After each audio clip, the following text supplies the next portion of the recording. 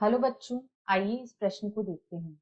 अभिकथन ए परागकण का बाह्य तोल स्पोरोपोलिनेंस का बना होता है जो उच्च तापक्रमों, सांद्र अम्लों या क्षारों तथा एंजाइमेटिक निम्नीकरण के लिए प्रतिरोधी होता है। कारण आर स्पोरोपोलिनेंस जनन छिद्रों के क्षेत्र में अनुपस्थित होता है। ए और आर दोनों सत्य हैं और आर ए की सही व्याख्या है। ब ए और आर दोनों सत्य हैं लेकिन आर ए की सही व्याख्या नहीं है। स ए सत्य है लेकिन आर असत्य है। द ए असत्य लेकिन आर सत्य है। या ई ए और आर दोनों असत्य हैं। इस प्रश्न की जो मुख्य अवधारणा है, मुख्य अवधारणा वह है परागकण। परागकण अथवा पॉलन ग्रेन जो होता है यह नर युग्मकोद्भिद की प्रथम कोशिका होता है जो कि अपरिपक्व नर युग्मकोद्भिद को प्रदर्शित करता है। यह अपरिपक्व नर युग्मकोद्भिद होता है। यह अपरिपक्व नर युग्मकोद्भिद होता है। परागकण जो होता है, परागकण यह दो परतों से घिरा रहता है। इसकी बाहर वाली परत को बाह्य चोल कहा जाता है तथा आंतरिक परत को अंतःचोल कहा जाता है। बाह्य चोल जो होता है यह एक सख्त आवरण होता है।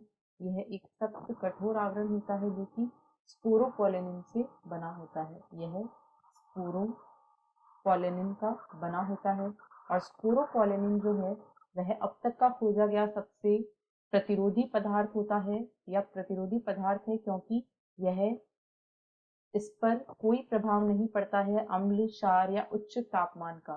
तो यह सबसे प्रतिरोधी पदार्थ होता है। जो बाह्य चोल होता है उसके यह कुछ स्थानों पर पतला होता है, कुछ स्थानों पर पतला या अनुपस्थित होता है। इन छिद्रों को हम जनन छिद्र कहते हैं। इन छिद्रों को जनन छिद्र कहा जाता है और जनन छिद्र पर जो स्पोरोपोलिनिन होता है, स्पोरोपोलिनिन वह अनुपस्थित होता है।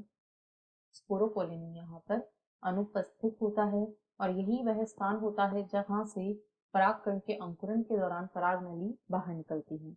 अब यदि अभिकथन और तर्क को देखें तो अभिकथन में कहा गया है परागकण का बाह्य चोल स्पोरोपोलिनिन का बना होता है तो उच्च तापक्रमों, सांद्र अम्लों या क्षारों तथा एंजाइमेटिक निम्नीकरण के लिए प्रतिरोधी होता है। बिल्कुल सही है। कारण में कहा गया है स्पोरोपोलिनिन जनन छिद्रों के क्षेत्र में अनुपस्थित होता है, तो यह भी सही है।